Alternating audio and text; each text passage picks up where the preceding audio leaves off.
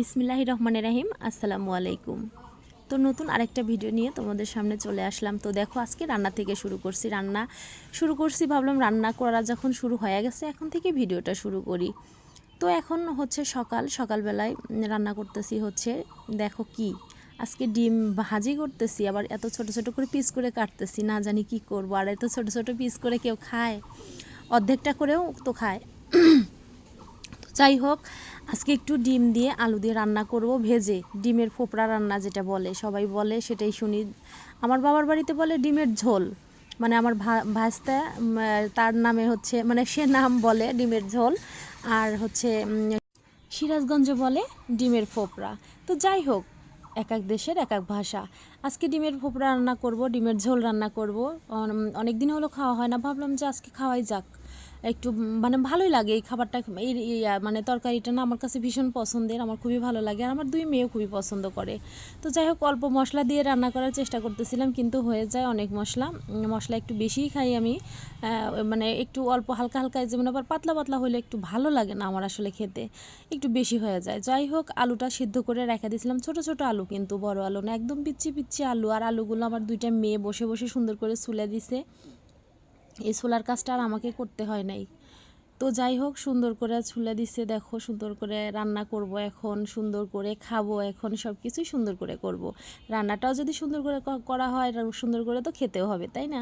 তো যাই হোক, ভালো করে এখন একটু কষায় নিলাম, মানে কষাচ্ছি, ঝোল দিয়ে দিব এখন। দেখো যে ঝোল দিয়ে দিলাম, আর ওই পাশে ভাত কিন্তু হয়ে গেছে। ভাতটা রান্না আগেই করে ফেলছি। ভাতের মধ্যে একটু আলু ভর্তা দিছি, মানে আলু ভাতে দিছি। তো যাই হোক, আবার চলে আসলাম, দেখো কখন জানো, এখন কিন্তু রাত্রের বেলা, এখন বাজে রাত 10টা। এখন রাত 10টার সময় একদিকে রান্না বসাইছি, অন্যদিকে কাজ করতেছি। আর যেহেতু আমি রোজা ছিলাম, মানে আজকে রোজা ছিলাম, আজকের যে ভিডিওটা করা এই দিনে ছিলাম রোজা, আর এর আগেও রোজা ছিলাম, আসলে এভাবে বলা হয় নাই তোমাদের। তো সে কারণেই তোমার অন্য অন্য কাজ আর দেখাতে পারিনি, এনার্জি ছিল না, যে মানে ক্লান্ত হয়ে হয়ে কাজ করছি। তো এখন ইফতার করার পরে ভালোই লাগছে, কিন্তু আমার খুব বেশি যে খারাপ লাগা তা ছিল না।